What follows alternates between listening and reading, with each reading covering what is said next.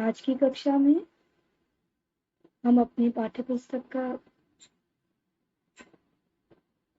काव्य साहित्य का एक पाठ हो गई है पीर पर्वत सी पिघलनी चाहिए, जिसका हमने पिछली कक्षा में 2 परिच्छेद देख लिए गए थे। हमने कवि का परिचय समझा था, कुछ कठिन शब्द भी हमने समझे थे। वही पाठ हम आज आगे पढ़ने जा रहे हैं।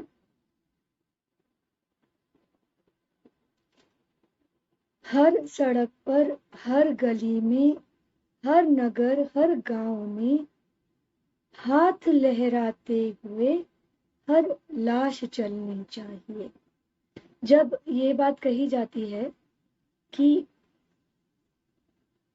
हर सड़क पर, हर गली में, हर नगर, हर गांव में हाथ लहराते हुए हर लाश चलनी चाहिए, अगर हम लाश से भी उम्मीद करें कि वह भी कुछ कहे, मतलब परिस्थिति कितनी कठिन है, यह लेखक बताना चाहते हैं हमें।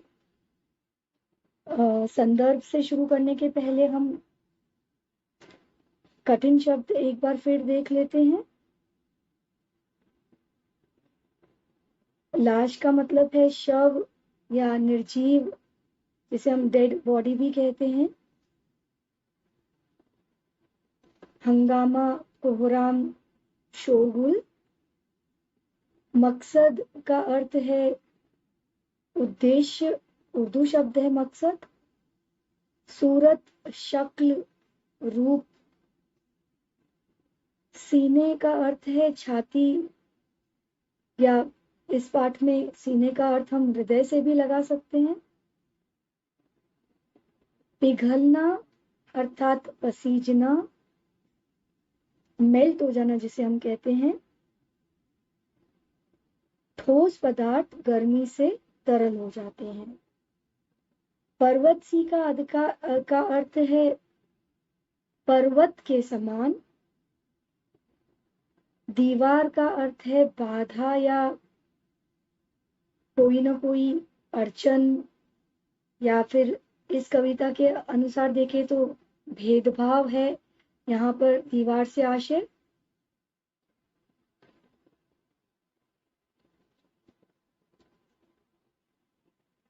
हर सड़क पर, हर गली में, हर नगर, हर गांव में हाथ लहराते हुए हर लाश चलनी चाहिए।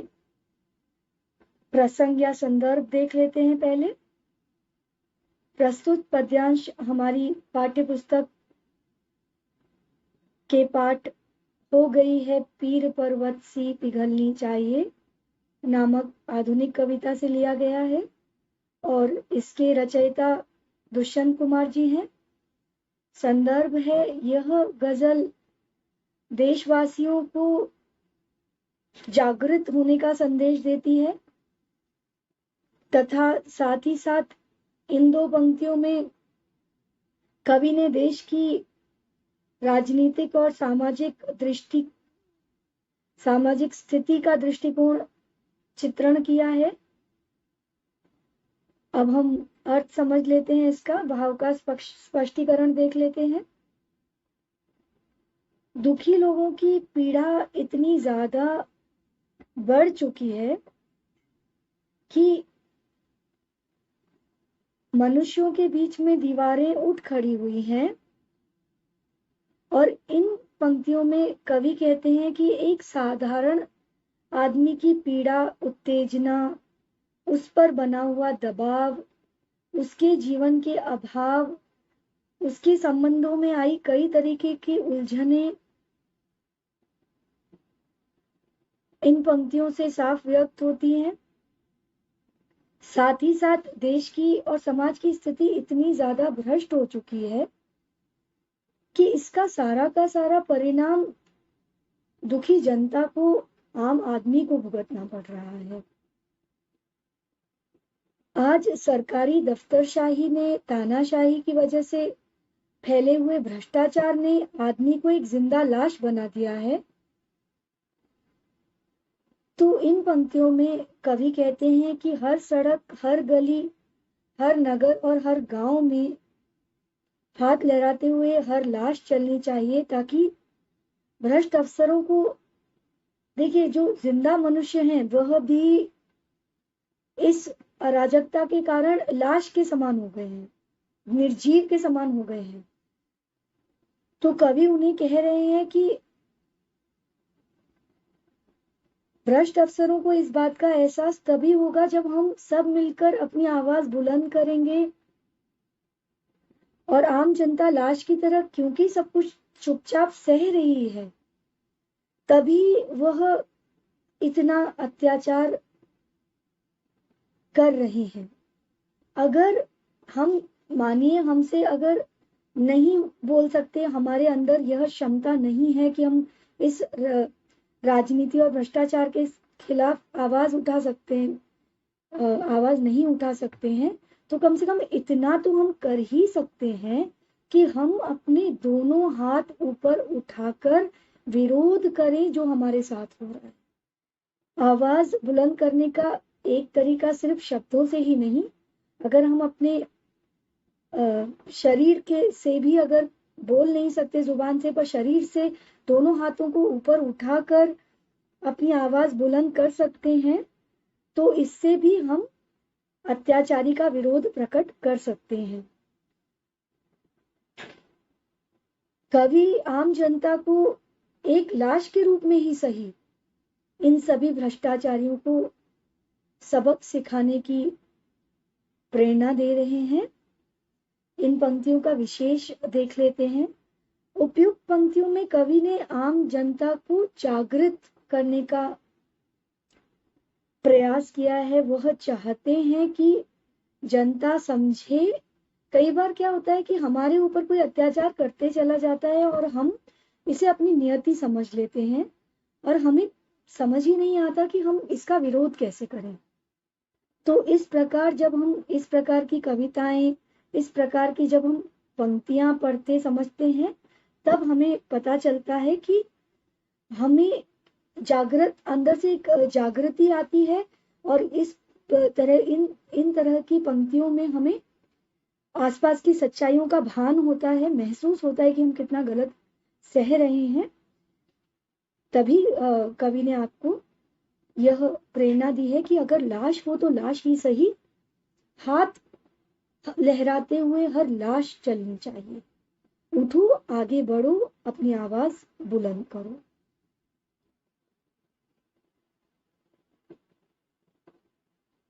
और साथ ही साथ कवि यह भी कहते हैं कि देश की प्रगति भी तभी होगी जब हम एकजुट होकर अपने अधिकारों के लिए लड़ेंगे। अकेला तो चना भी बाहर नहीं जुट सकता। सब जब एक साथ मिल जाते हैं तो परिवर्तन ला सकते हैं। अगली पंक्तियां देखते हैं।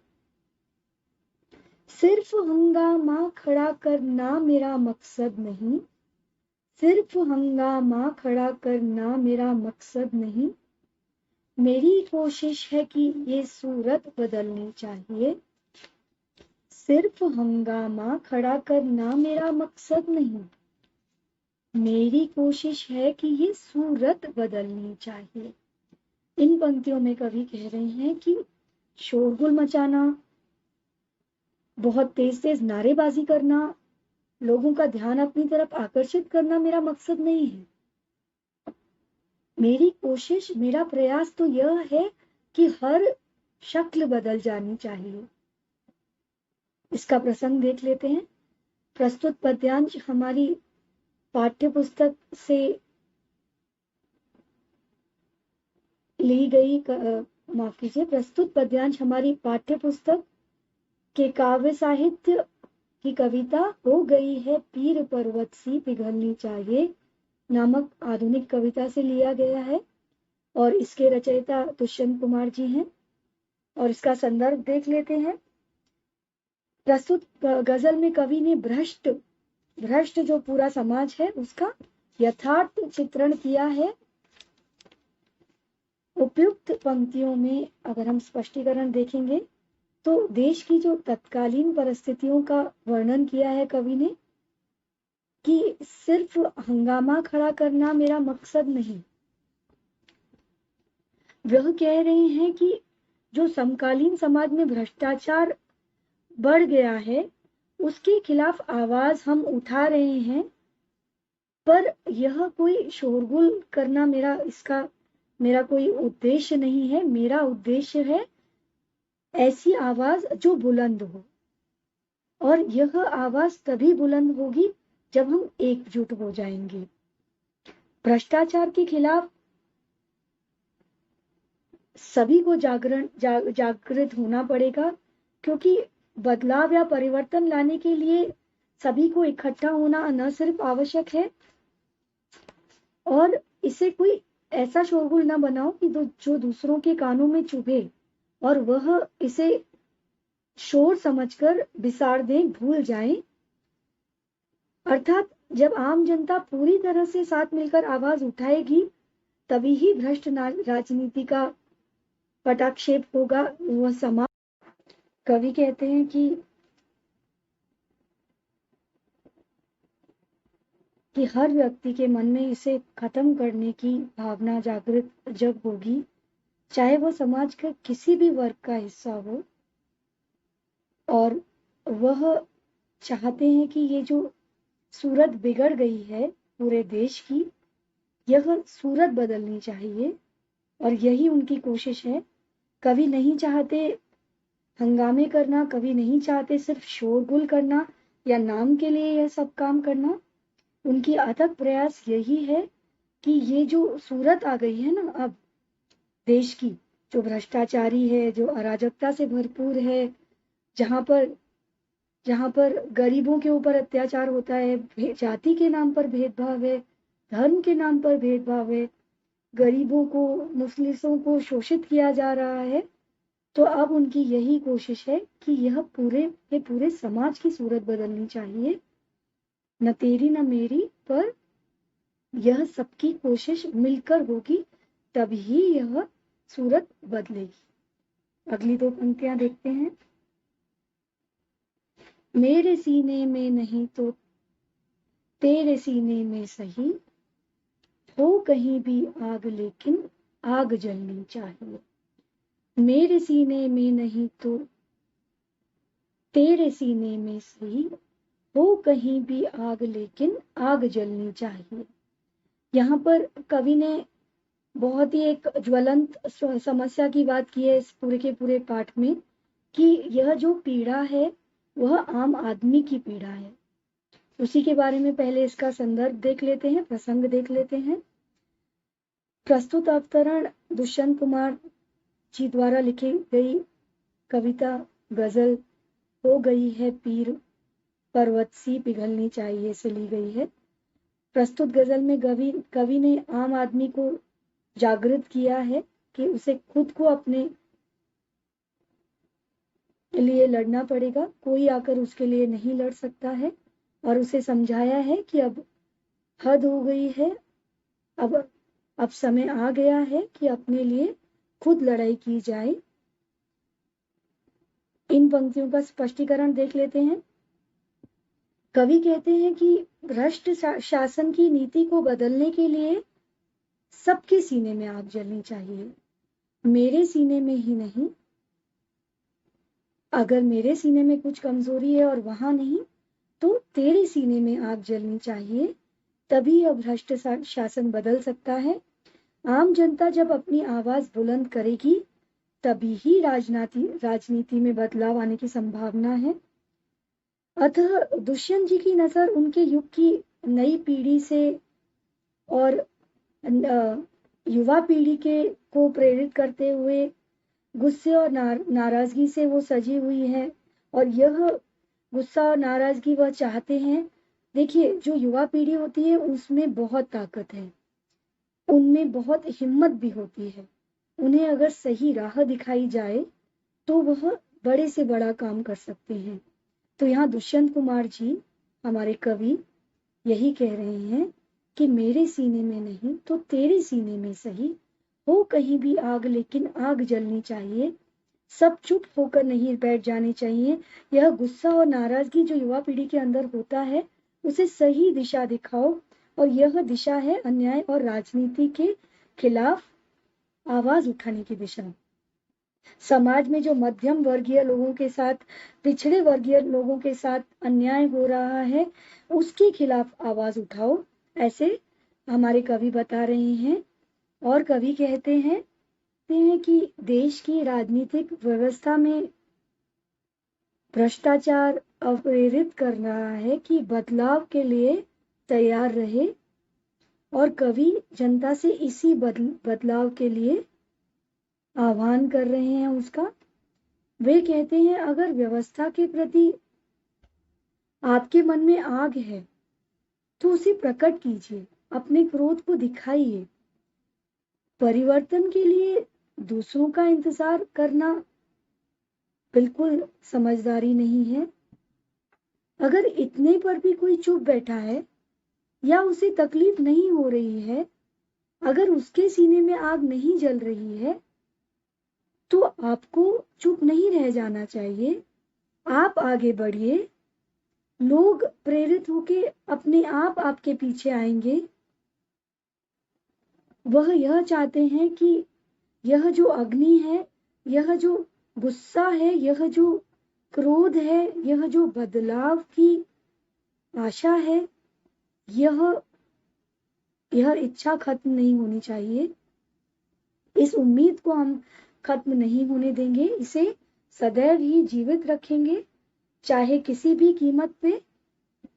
तो इन पंक्तियों में कवि यही बात हमें समझाने की कोशिश कर रहे हैं। वह पीड़ित व्यक्तियों के प्रति अपनी संवेदना व्यक्त कर रहे हैं। वह बताना चाहते हैं कि अब इस पीड़ा का अंत आना चाहिए और यह पीड़ा खत्म होनी चाहिए।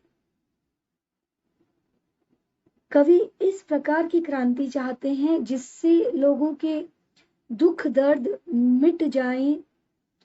वह चाहते हैं कि हर व्यक्ति शान से जिए और ऐसी व्यवस्था आए जहां सबको एक समान अधिकार हो, कोई कम ना हो, कोई ज्यादा ना हो। कवि यहाँ पर परिवर्तन की, क्रांति की बात कर रहे हैं तथा वह समाज में बदलाव की बात कर रहे हैं। विशेष देख लेते हैं इन पंक्तियों का।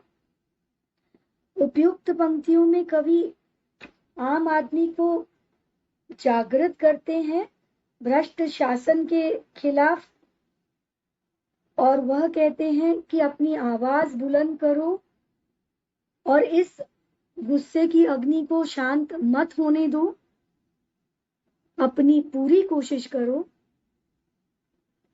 कि यह जो भ्रष्ट समाज है वह ऐसा न रहे और एक हम बेहतर समाज बना सके, पूरे के पूरे देश की सूरत बदल सके। यह हमारे पाठ का भावार्थ था। आपको संदर्भ लिखना है, फिर पंक्तियों का स्पष्टीकरण लिखना है, और आप एक या दो लाइन में नीचे उन पंक्तियों में क्या विशेष है वह भी आप लिख सकते हैं। हम कविता के सार की तरफ बढ़ते हैं। वह एक प्रश्न बन सकता है।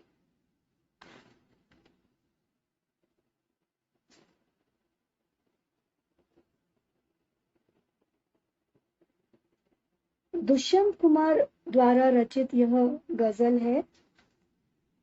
कवि ने देश की वर्तमान समय में जो दुर्दशा है उस पर लक्ष्य साधकर समाज में बदलाव, परिवर्तन लाने की इच्छा व्यक्त की है।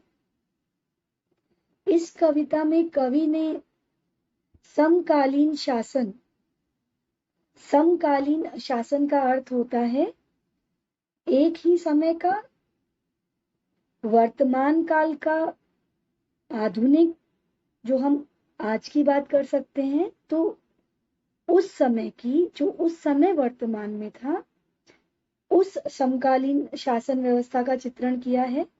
परिवर्तन तो आज भी इतना नहीं आया है, उतना ही ज्यादा भ्रष्टाचार, उतना ही ज्यादा भेदभाव आज भी समाज में व्याप्त है चारों ओर। सरल शब्दों में देश की दुर्व्यवस्था की ओर संकेत किया है कवि ने, और उसमें परिवर्तन लाने के लिए हमारा और आपका आह्वान किया है।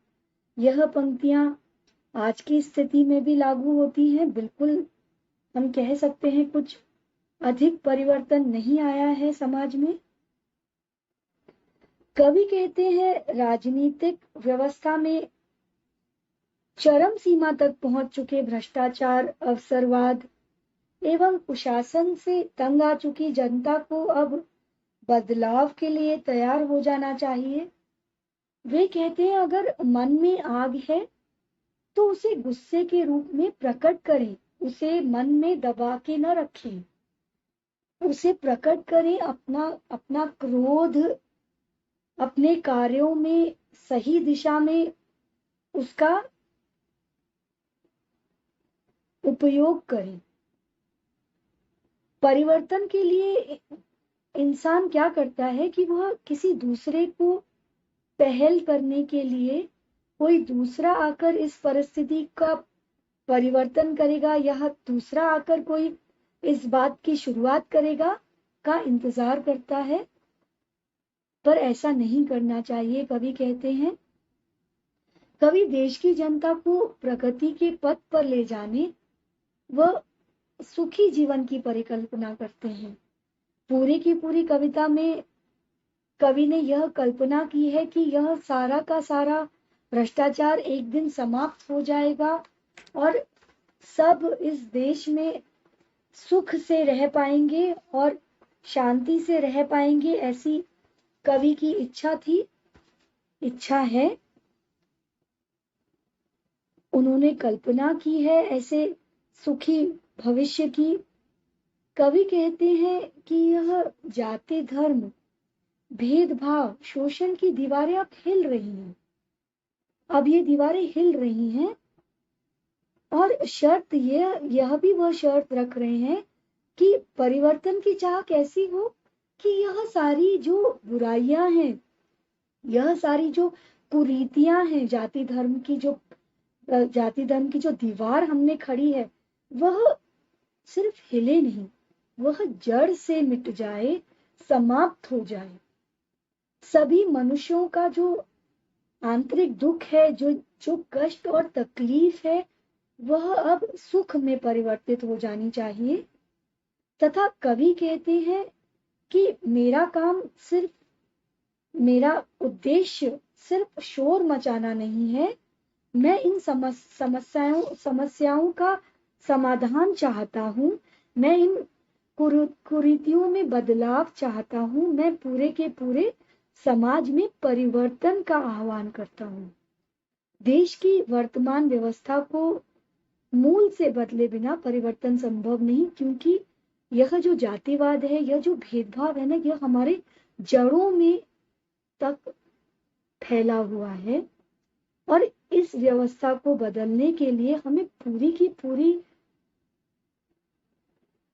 सामाजिक व्यवस्था को बदलना पड़ेगा, तब जाकर हम परिवर्तन ला पाएंगे। यह पंक्तियां हैं, यह दुष्यंत कुमार जी द्वारा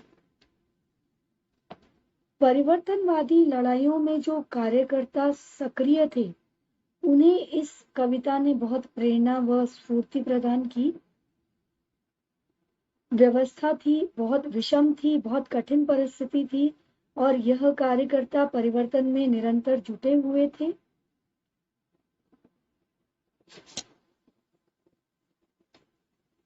सामान्य मनुष्य के लिए उनकी कविता ऊर्जा का स्रोत है, दुष्यंत जी की।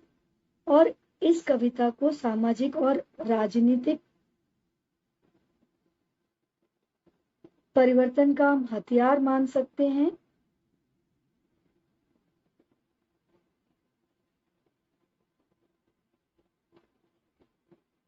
इस कविता में समकालीन व्यवस्था से सीधा लोहा लेती हुई सामान्य जनता को जागृत किया गया है। सामान्य आदमी की अभाव भरी जिंदगी को कई तरीके से चित्रित किया गया है और आम आदमी की जो दयनीय दशा है उसका बहुत ही यथार्थपूर्ण चित्रण प्रस्तुत किया है दुष्यंत जी ने कि आम आदमी के मन में अब क्रांति की चिंगारी जल जानी चाहिए। केवल आम जनता ही अपने अंदर परिवर्तन ला सकती है और चेतना ला सकती है और पूरी की पूरी व्यवस्था को बदल सकती है, क्योंकि अन्याय और शोषण सहने की अब इंतहा हो गई थी, हद हो गई थी आम जनता की। आम जनता की सहनशीलता का अंत होना आवश्यक था। अधिक समय तक कोई भी मनुष्य शोषण के प्रहार सहन नहीं कर सकता।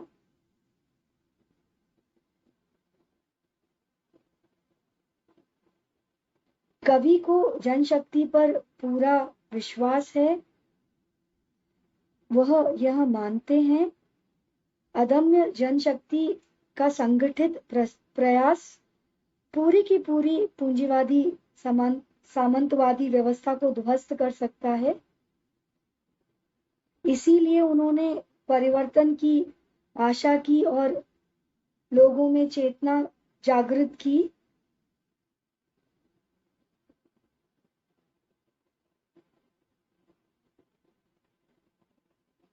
आम जनता को परिवर्तन के पथ पर बढ़ने के लिए प्रेरणा दी।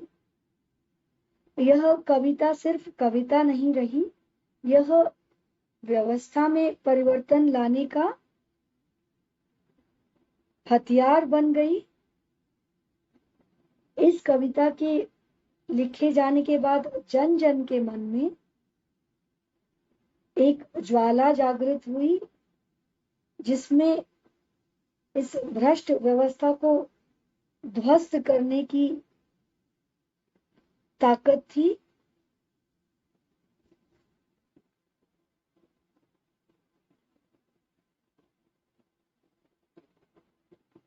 दुष्यंत जी दृढ़ता के साथ कह रहे हैं कि सूर्योदय मुझ में ही होता है। वह अपने असंतोष को अपने अंदर उबलते न रहने के लिए, बल्कि उसे बाहर निकालकर अन्यायी व्यवस्था के खिलाफ लड़ने की प्रेरणा देते हैं।